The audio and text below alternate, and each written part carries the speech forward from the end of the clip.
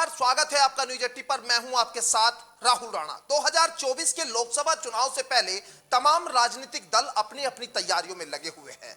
तो खासकर पश्चिम उत्तर प्रदेश में अपना दबदबा रखने वाली आरएलडी ने भी अब पूर्वांचल में अपने लिए जो उम्मीदें हैं वो तलाशनी शुरू कर दी है। आज लखनऊ में आरएलडी के मुखिया जयंत चौधरी एक बड़ी बैठक पार्टी के कार्यालय पर करने जा रहे हैं।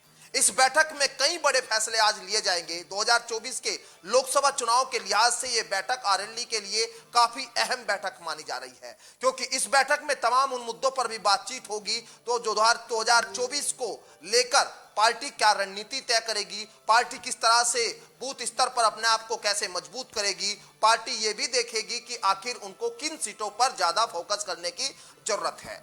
तो अब पूर्वांचल के इस मेन जगह पर लखनऊ में पार्टी कार्यालय पर यह बैठक के सियासी मायने भी निकाले जा रहे हैं, क्योंकि यहां पूर्वांचल में उन्हीं के साथी अखिलेश यादव सक्रिय है और पूर्वांचल में अच्छी पकड़ अखिलेश यादव की जिस तरह से है, अब अखिलेश यादव के गढ़ में ही जाकर जयंत चौधरी यहां ये बैठक कर रहे हैं।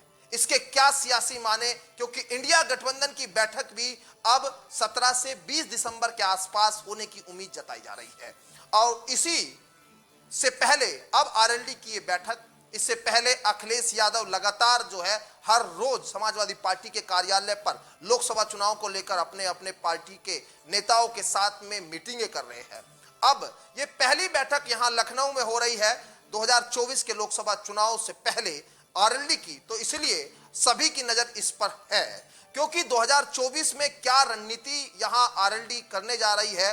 पश्चिम उत्तर प्रदेश में तो काफी मीटिंग यहां पर करते हैं जयंत चौधरी और जिले दर जिले जाते हैं, लेकिन पूर्वांचल में लोकसभा चुनाव से पहले वो पहली बार अब जा रहे हैं।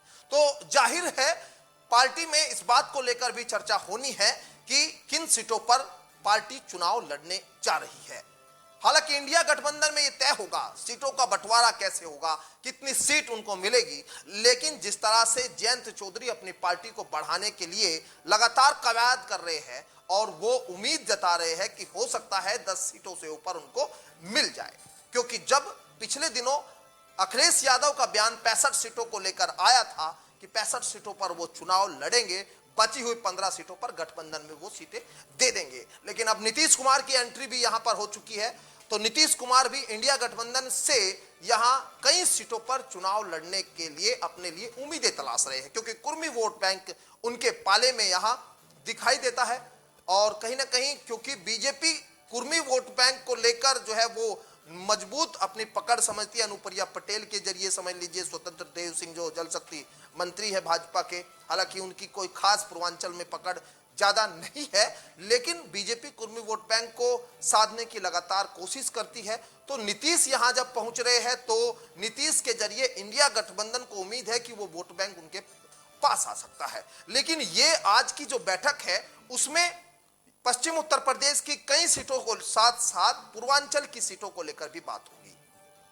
अखिलेश यादव के गढ़ में देवरिया सीट को लेकर यहां आरएलडी दावेदारी ठोक सकती है, क्योंकि जो प्रदेश अध्यक्ष आरएलडी के रामाशीष राय है वो कह चुके हैं कि वो देवरिया सीट पर चुनाव लड़ना चाहते हैं।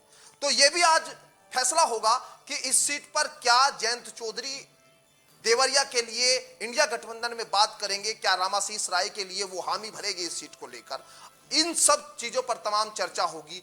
बूथ स्तर पर कैसे आरएलडी को मजबूत किया जाए उस पर बात होगी। तो ये सब जो आज की मीटिंग है इसमें मुद्दे यहां रहेंगे, और किसानों के मुद्दे पर किस तरह से आने वाले दिनों में लोकसभा चुनाव से पहले कैसे सरकार को घेरना है उन पर बात होगी, और बूथ स्तर पर पार्टी को कैसे मजबूत करना है, संगठन में जो लोगों को अपने साथ जोड़ने के लिए क्या कुछ प्रयास किए जा सकते हैं उस पर राय शुमारी यहां जयंत चौधरी करेंगे।